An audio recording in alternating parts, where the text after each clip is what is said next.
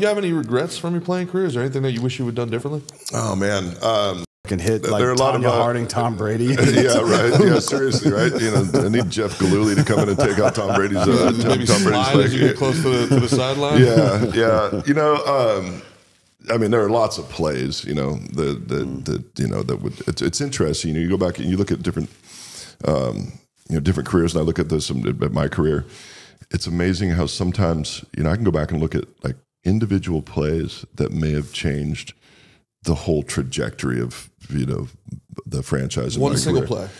Yeah, you know, like you know, we're playing the Steelers in the playoffs, and we're driving, and I know we're going to go down and have this game-winning drive, and we're going to, you know, keep rolling through, and then I get strip sack, fumble, and right as I was, the reason I fumbled is because I was just getting ready to release the ball to meg it, and it would have been a big, you know, a big play, would have taken us down, we would have been, you know, and so like 0.1 seconds, if I get hit 0.1 seconds, 0.1 second later, I throw that ball to meg it, we march down, and all of a sudden now we're off and running, and I think that was when Pete Carroll was our coach, and you know, then Pete gets fired. Like it was like these individual plays. So you know, there are those, but in terms of how I handled certain things, you know, I think if being fully transparent, one thing that maybe I could have done better as a leader is I could have been better at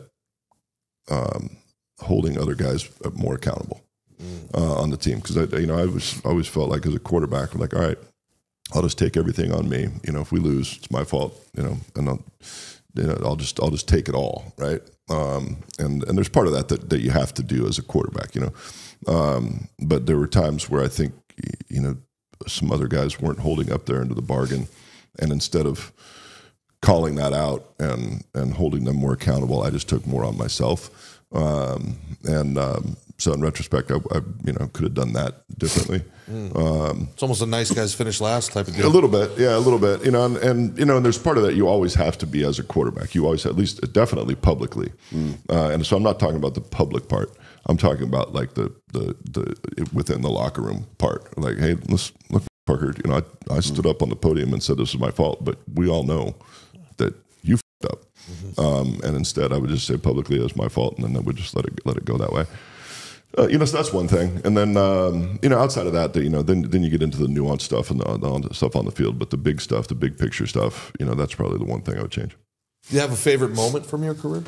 When you look back, is there one there are a lot moment of that great ones. sticks out? There are a lot of great ones. And the good thing about getting older now is I only remember the good shit. You know, like I told you, there are individual plays, but I don't think about that stuff very often. I only remember the good ones. Let's see. I remember my second year, we came back and beat the Vikings in the overtime, and you know, that point we were 3-6. Things hadn't been going very well. We were down at halftime. It looked pretty bleak, and we came back and beat them in overtime. And I remember when I was in college, we had some good moments in college, and I would look back and it was just kind of a blur.